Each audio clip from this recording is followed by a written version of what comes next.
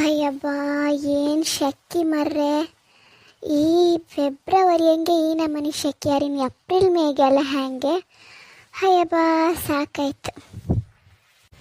ಹಾಂ, ಯಾರ್ದು phone ಬತ್ತಿತ್ತು. Hello Sharada, ಎಂತಾಯ್ತು ಮಗ? ಹಲೋ ಅಕ್ಕನಿಜ್ಜಿ, ಸುದ್ದಿ ಗೊತ್ತೈತೆ?